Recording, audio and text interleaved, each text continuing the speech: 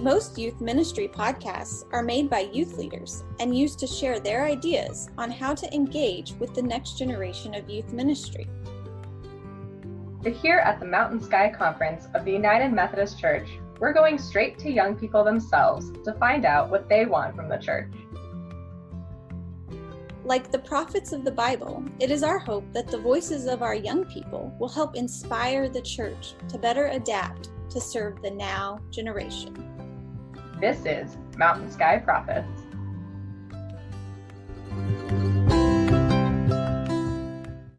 Thanks for listening. My name's Amanda Daniel. My pronouns are she, her, hers.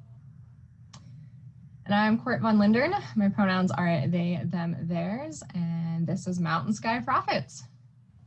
And on the show today, we have with us Ella. Ella, would you like to tell our listeners more about yourself? Yes, I'm Ella. My pronouns are she, her, hers.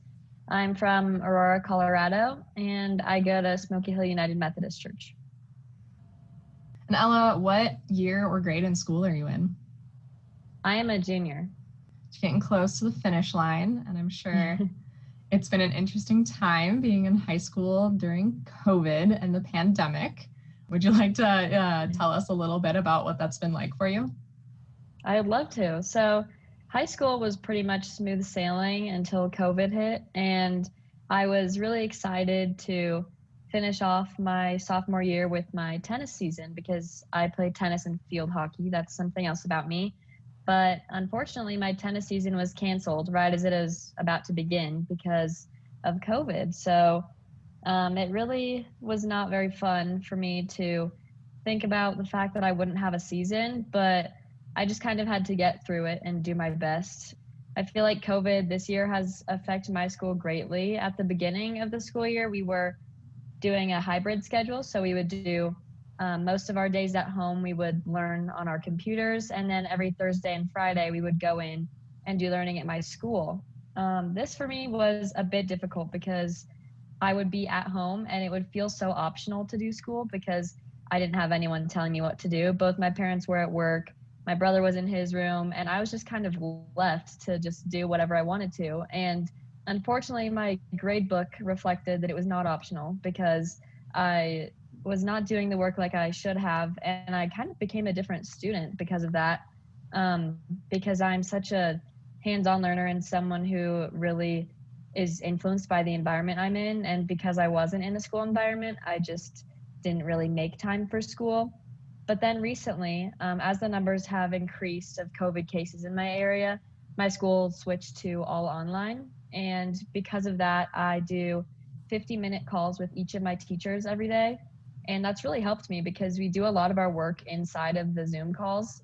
And because of that, I feel like I have less to do on my own time. So I have less time to not do my work, I guess, if that makes sense. And I'm definitely getting more done, and it's been a lot of trials and errors and just trying to figure everything out. But I don't know, I feel like that I'm doing better now, and in this crazy time in the world, I know that we're somewhat all in the same boat, and everyone struggles with different stuff in their regular lives. And now that we have a worldwide pandemic, it definitely is taking a toll on everyone. So sometimes I remind myself of that. And to help me get through these tough times, I just think of obviously my faith and that God has done this for a reason. And another thing that helps me is thinking about my past and everything that's happened to me leading up to where I am today, because although I haven't faced really, really bad trials, the negative things that have happened in my life are okay. And I've been brought through them for a reason, and I can see God's plan play out in my life with the difficult things I've endured in the past. So I just figure that that's what he's doing now too. Yeah, I love your optimism about everything. And you know, as we approach Thanksgiving, to really stop and think about all the things that we are thankful for. And there's still so many things in life, even though of COVID and how it's messed up everything. Yeah, thank you. I think that a lot of the times it's easy to look on the negative side, but if we just switch our perspective and try to think of, like you said, what we're grateful for and what God has given us, our lives are so much better. Yeah, I think that's An awesome perspective and a challenging one at that. I know you mentioned, that there have been times when throughout this pandemic you've had to remember that like we're all going through this, like we're all experiencing some version of the storm, which I think is easy for all of us to forget. I know I forget sometimes when it's like there are days when I get up and I'm trying to think like, oh man, like I just don't want to go to work. I don't want to do schoolwork. Like I'm not feeling it and trying to figure out why. And I just remember like, oh yeah, like we're going through this really stressful time that change the entire way that I think many of us are living right now. So being able to, I think, recognize that is pretty mature. Yeah, thanks for sharing that and sharing your perspective with that. Thank you for saying that I am acting mature. I know that I think a lot of that comes from my church because ever since I was little, I've grown up in the same church and gone to the same church. I've had a group of friends and pastors have come and gone, but I feel like I've always had that sort of family and like second place to go to. And because their perspectives and mentality was so positive and just knowing that everything's going to be okay because we have God, I feel like that made me the person who I am today. And it kind of made me grow up a little more. And I think we all know that as Christians, we still go through really hard times and some more than others. And it seems like not everyone goes through the battles that we may face, but I think that because of my faith, I can react to it better. Yeah, you mentioned it being tough doing online classes, considering you're such a hands-on person. How was it doing the online youth retreat that we did? Because I know you helped with, you were served on leadership for Ignite last year. So how was that for you? Yes. So I was really excited when Ashley, my youth director, told me that we were doing an online camp because my friend Abby and I have talked so much recently about how we just wish COVID would go away just so we could go back to church camps, because every single camp I've gone to being church related has just changed my life. And I feel like every single time I come back, no one really understands until they've been there, but it's just a life-changing experience. And it's so good for just your heart and soul. And I really actually enjoyed the online version. You guys did a great job with it. And I think that it was definitely better than I thought it would have been. And I was still able to get to know people. And that's one of my favorite things. Like, I'm a people person. I love getting to know people, meeting them, hearing their stories, and just talking about anything and everything. So I really enjoyed the, what's it called, meeting rooms feature or something like that. So we were able to talk to different people from around the conference, and it was just really nice to kind of get that again. And even though it wasn't the same as being in person, it was about as close as we could get to that. And I thought it was still a really good experience. Well, hopefully we won't have to do too many more of those. Hopefully we'll get back to doing things in person eventually. Although you mentioned earlier on too that your faith has really helped you get through this, and it sounds like your faith comes a lot from both your church community and church camp experiences and things like that. Would you mind sharing a little bit more about what faith is to you and how you practice your faith? So, as I've said, I've always been a Christian, always gone to a Methodist church since I was a baby. I was baptized, can't even remember, so long ago when I was just a tiny baby. And then I got confirmed in 7th grade at my current church. And I think I've always been pretty strong in my faith. As a child, like most children, I wasn't very fond of going to church. I felt like it was a chore and that it really wasn't useful. And the only reason I was excited to go sometimes was for snack time, recess, or my friends. But as I've grown up, I started to really listen to what they were saying in church. And I realized that it was impacting me in my life. And that's, I think, probably around the end of middle school, I started realizing that I really do enjoy church for myself. And my parents didn't really have to tell me to go anymore. So I think around the end of middle school, when I went to the 7th grade version of the Ignite camp, and it was really good for me. And I met more people. And I just kind of had this God moment right after as I was about to leave. And it kind of made me realize that like everything's going to be okay and that God was on my side. And I think from that point forward is when like my faith really started to take off. And I think faith is, I mean, plain and simple, just believing in something that you can't see, but it's a little more than that to me. And just having a relationship with God and trusting in him and his process and his plan. So that's what I try to live out every day. And then in high school, 2 summers ago, my grandpa passed away, and I was really close to him, and he was a big Christian too. And it was really tough on me, but I had friends that were there for me, and most of my friends, if not all of them, are Christians, and a lot of them would be so kind as to send me Bible verses that would make them think of me and just help me through it and realize that God is there and that everything's going to be okay. And now I do realize that that really is true. And him putting me through that trial and taking away someone so important to me was difficult at the time. But now I realize that it's all right and that he's up in heaven with him. And it just kind of moved my faith in the right direction, even though at the time I really didn't think that was going to happen. And during then and quite a few other times, just at random, I would question my faith just because sometimes, even as a teenager, you just start thinking too much about really like what's going on in your life and why. And sometimes God doesn't fit perfectly into the picture. But I think that I've learned that he really does, and that everything, like I've said, every struggle that I've gone through has happened to me for a reason. So that definitely helps. And then right before COVID hit, I realized that I was going to be in my house for a while, and I decided I wanted to read the Bible. And then I got my Bible out to realize that it's the Bible they gave me in 5th grade, and it was a children's Bible. And that's when I kind of had this moment where I was like, you know what, I think I've outgrown this by quite a few years. So I decided to get online, do my research, and find a Bible. I found a version that was good for me and bought the Bible, and it arrived to my house, and I was so excited. I opened it up and I just started reading right away. I decided to start reading with Matthew and go through those books. And I haven't been reading it as much as I should recently, because now that COVID is a little better, but now it's going up again, honestly. But I've been able to do more than I was at the beginning. But I was reading all the time, every day, and just got my highlighter out and would take notes. And it was so cool to me because everyone says like, oh, read the Bible, you know, get into God's word, it's good. And I was like, okay, yeah, like we all know, but I didn't really understand what they meant until that point, because when I actually started reading it and paying attention to the words that were being said, it really made sense in my life, and it fit right into what my problems were and how I dealt with them. And then ever since then, I feel like I've just been on a good road, you know, try to talk to God every day and read my Bible when I can, and just do my best at bringing Christianity into my life.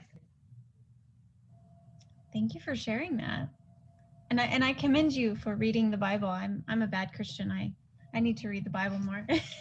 I'm in seminary and I don't read my Bible enough.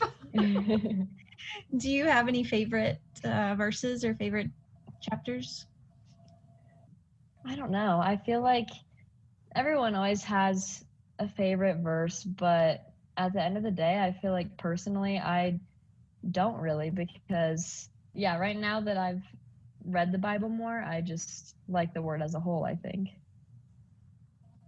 When you read your Bible and engage with scripture, do you use like any spiritual practice like Lectio Divina or anything like that? Or do you just read it? And yeah, what does that practice look like for you? Usually I pray before I read my Bible, just to kind of like let God know, like, hey, please be with me as I read today and help me like read what's going to help me, and just like be present with me. And then I pretty much just read it on my own, just go to wherever I left off in the past. I have a few books that can help me with scripture, but since I've got my new Bible, I kind of just read it on my own and just interpret it as I go, dealing with my life. And then if I see something that's important or I really like, then I have a little Bible journal that I'll just write it down in. I just take a few notes here and there and highlight a few things. And that also keeps me engaged too, because the Bible, even though it's the Bible, is still a book. And I know a lot of us can kind of get lost when we read, sometimes start trailing off on our thought and not remembering what we're paying attention to. But I really should be paying attention when I read the Bible because it's pretty important. So I decide to try to keep myself in check that way. I really liked what you said earlier. You said that you just talk to God. And I love that. I think a lot of times folks think there's one right way to pray, and there's not. Sometimes it's just having a conversation with God. Yeah, I think that a lot of people see Christianity as kind of like just this road where there's these little destinations and it's just very specific and exactly what you need to do. But I think that for me, my relationship with God and like my faith really stems on me personally, because a lot of people can think that going into church and listening to what they're saying is great, and I do too, but when I relate it to my own life and then talk to God on my own and kind of build that personal connection, I feel at home and I feel like it's easier to bring myself in, I guess. And I think people would see Christianity a bit different if they realized that it can really be a personal connection. And sometimes, now that I have my license, I often find myself just like praying in just like little tiny segments. It's not like I'm just in my car praying for 15 minutes with my head bowed. Like that shouldn't be happening because I'm driving, but just like saying like, hey God, like thank you for everything today, and like please bless over this day and let everything go all right, because I think that if we give God our time, then he'll give us his, and we know that he's there for us. But if we, like I said, make it personal, then I think it works out better. And just kind of having like a friendship with God, even though we're on such different levels. And just another thing is thanking him, like I mentioned, because a lot of people, I could say myself as well, just tend to pray or get close to God when their life gets tough, which is great. And that is what we should be doing. But also the reason we have the good times is because he blessed us with those. So I think to thank him and remember that you got that from him is really good. And yeah, that's how I have my own little personal connection. I really like that reminder to be engaged with God in the good times too. I know I definitely struggle with that. I'm that person who like tends to like let my spirituality or faith kind of go to the wayside, and then stuff happens. I'm like, oh crap, like I need to talk to God. And now I'm having a really hard time hearing God and listening to God. And I think part of that is because when we're not engaging with the Spirit in a multitude of ways in various times of our lives, whether it's the good times, the bad times, the mediocre times, we can really have a hard time figuring out what God then sounds like to us, or how we can be engaging with God in the Spirit. And so, yeah, I appreciate that reminder to talk to God when things are going well, and then to kind of help keep us in tune to being able to hear the Spirit. Yeah, I'm definitely guilty of letting life come between me and God. You get so busy doing life, and then it's like, oh my gosh, when's the last time I talked to God?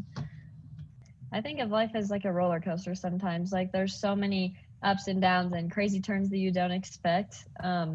And it's just, Christianity is such a crazy thing because you can be so close to God and feel his presence all the time, and then all of a sudden you get caught up in the world and you feel like you aren't even a Christian anymore. And so much can change in so little time. But I think if we just remember what God and Jesus did for us, then it just helps when we try to keep the peace with God. That's the beauty of God's grace and forgiveness too, right? God knows we're human, we're gonna screw up, and I'm glad they're flexible in that. Agreed. So Ella, your generation is facing a lot. I know there's a lot happening in society and the world. Especially right now, COVID's a big thing. And I'm curious for you, with everything that's kind of been going on in your life lived in the world, what's been the hardest, or what do you think is the biggest challenge that is facing your generation? Probably just change in general, because so much changes in so little time. And I feel like it's so hard not knowing what will come next. And for example, my brother, he's a freshman, and he was playing a football game, and then 2 days later he was preparing for his next one, and he gets an email from his coach saying that they've canceled the rest of the season. And he didn't see it coming, and he was excited to finish off his first season as a football player, but he wasn't able to. And I think that this and many other examples just prove that change is inevitable, and it's going to happen even more now than before. And I, for one, am really not the best dealing with change. I like everything to kind of be in order and just me be in control. But when COVID or life or someone else changes that, it stresses me out and I get really worried. Sometimes I think about also the future and what's coming next, because I'm someone who likes to plan ahead and just at least know what's in my near future. But because of the coronavirus, it's hard to know what will happen. Like I said, my tennis season, we're still not 100% sure if that will even happen because of the COVID numbers. So I think my generation is just struggling with all of the change that is occurring right now and with not knowing what will happen in the future.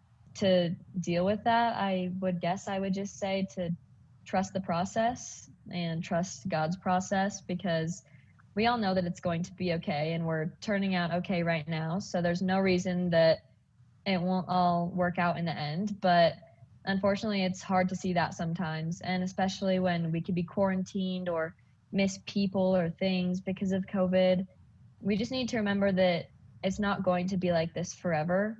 And the way that we've dealt with it so far just should make us remember that we can react to it in a different way. For example, our online stuff, if this were to happen before the 2000s, we wouldn't have any of this technology. And I'm sure it would be a lot tougher on us. And it's hard to think that way because we just think we're struggling so much right now. But the access we have to technology and the resources we have available is just enough that we should be thankful for. And yes, it's going to be hard to deal with the changes that are coming and not know what's happening in the future.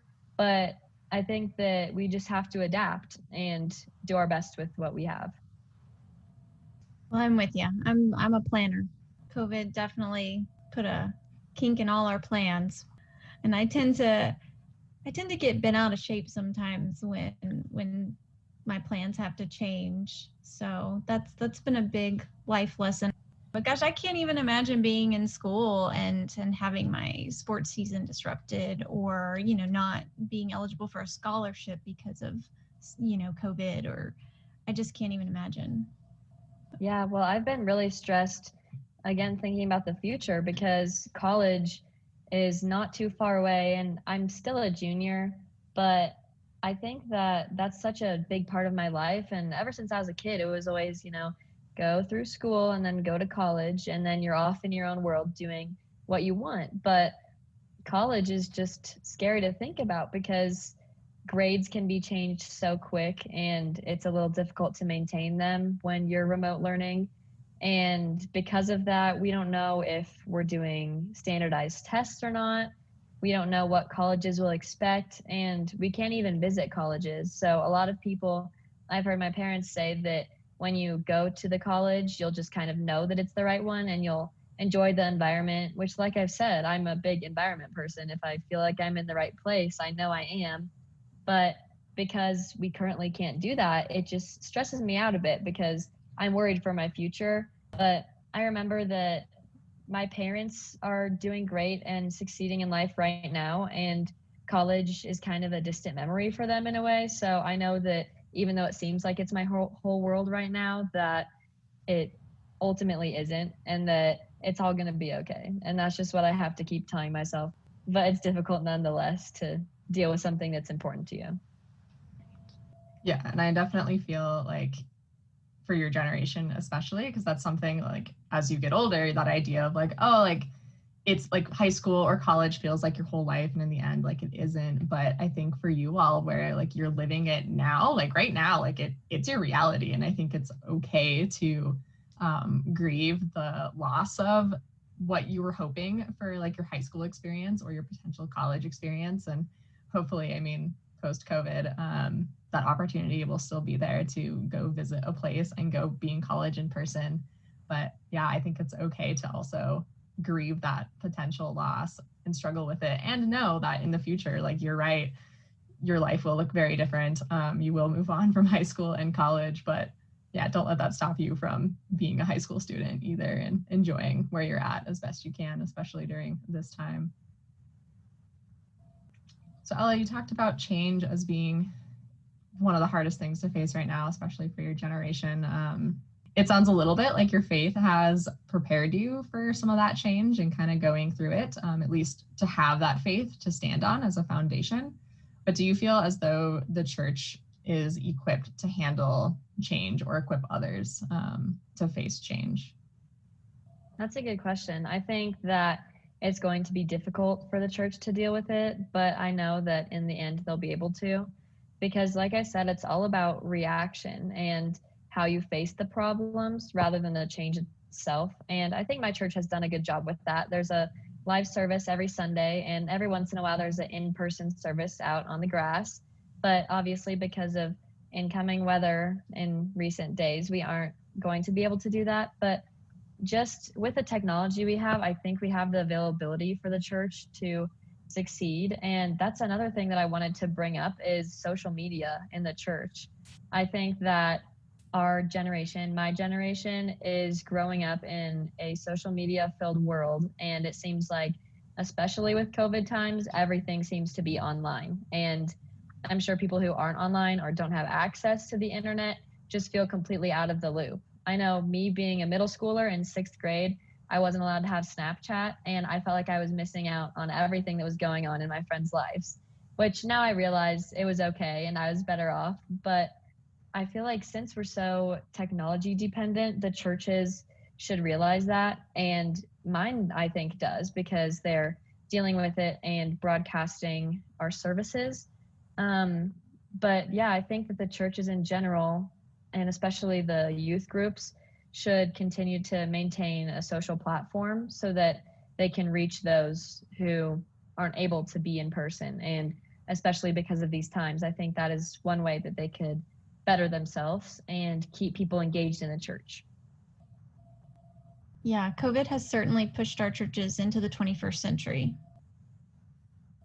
You kind of mentioned like Facebook Live and live streaming services is one way to engage folks online. Are there other ways that you think the church can be engaging, especially young people, with social media? Well, I think that just having social media accounts, like my youth director, Ashley, has an Instagram account made for our youth group. And I think that that keeps us engaged and gives us nice reminders. And I know you guys have an Instagram, and I always look at it and find it useful. So I think that just putting themselves out there on social platforms is good for them. But on a more like whole Christianity level, rather than just the churches, I think that Christianity is actually being spread a lot right now. So I don't know if you guys know about an app called TikTok. It's very popular right now and is basically just a platform where anyone can create any sort of video with music in the background. And some of them are little tutorials and DIYs on just how to do fun things. Some of them are dance videos, and some of them are even artists that are trying to get out their work. And some people make it big on TikTok, but some just have funny videos for their friends. It's really a big creator-based app that just can be used in so many ways. And I've seen it especially being used for Christianity, which I think is so cool. I've found a lot more Christian music that I enjoy through TikTok because almost all of the videos have music behind their videos. So I'll find those. And there's a lot of people that will just do quick 1-minute prayers. And just as you're scrolling through videos, you'll just be able to pray with a person. And it's really cool how you can maintain that connection. And there's just a big outreach of Christian people on TikTok that are kind of taking it over in a sense. And the For You page is kind of a page where you can get recommended videos, and just you could really scroll for hours if you wanted to with just all different kinds of videos. But when I see something Christian, it makes me think about my faith. And it's a good way for people to integrate their faith and Christianity into their habits and social media. And I think that that's really cool that it's become that. It's just a great way to get the word of God out there, and more people are realizing that they really do like the idea of Christianity. So I think it's great. That's interesting. Yeah, the only thing I've looked at on TikTok are cat videos. So. Those are good too.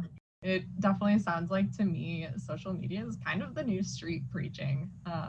Yeah. So I'm with you. I think that there's a lot of opportunity for churches and for people of Christian faith and other faiths and spiritualities to utilize it to connect with those who are seeking a spiritual home, and to connect with those who might already have one but are seeking different perspectives or just daily reminders. So thanks for sharing that with us and our listeners. So yeah.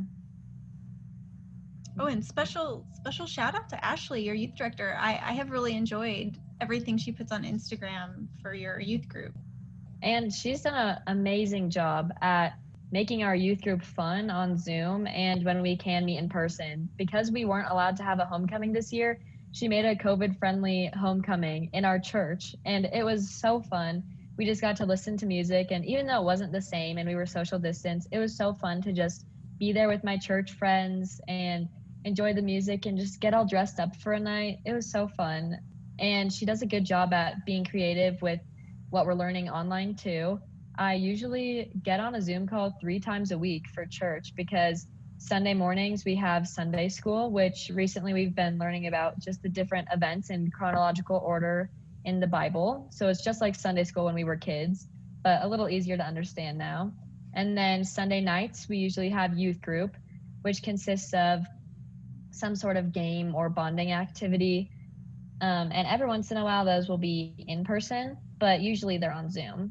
And sometimes we'll have them in church, like we did Family Feud a couple weeks ago, where we just sat distance in chairs in our gathering space, and we just played Family Feud in groups, and it was so fun. And it's just a good opportunity for us to safely get out there and be with people, and also maintain that Christian connection. And then Wednesdays, we do a Bible study for the high schoolers, which is, again, just learning more about God and kind of talking about our own lives and just talking to each other. So I'm really thankful for Ashley and how she's been able to schedule and plan out what we do for our church and keep it fun, because I'm sure a lot of people wouldn't be engaged, but I try to go as often as I can because I know that she's trying her best in these tough times. And I obviously don't want her to get down and feel like no one wants to be there. But because she's planned it so well and thinks out her job and what exactly we would enjoy, I think that everyone's really grateful for her as well. Well, Amanda, do you have any other questions for Ella? I don't think so. I have really appreciated your wisdom, though, Ella. Before we let you go, I know Amanda already asked earlier if you had a favorite scripture or anything like that, but I am curious if there is a piece of wisdom or lesson from the Bible that you would like to leave our listeners with today. Sure. So I think what I can mainly get from reading the Bible as a whole, just in general, is that God is with us. And I know that there's multiple verses that say that specifically, that I can't remember off the top of my head, but I just want people to remember that everything's going to be okay. And with the changes that we're facing and the technology battles and just everything that could go wrong in our lives, there's also things that are going good. And to take one thing that's positive out of your day every day can really change your life. And life is too short to just be sad all the day and all the days, every day. And I think that just sort of giving your life to God and remembering that He has a plan for you and everything's going to be okay is really going to get us through these tough times. Well, thank you, Ella, and thank you for sharing your wisdom with us today. I know I learned a lot, and I think Amanda did as well, and I hope that our listeners learned something too. So thanks again. Thanks for listening to the Mountain Sky Prophets. Mountain Sky Prophets is brought to you by Young People's Ministries and Next Gen and Inclusiveness Ministries of the Mountain Sky Conference of the United Methodist Church. You can find us at www.mtnskyumc.org. Be sure to like and subscribe wherever you get your podcasts, and make sure you tell your friends to listen in too.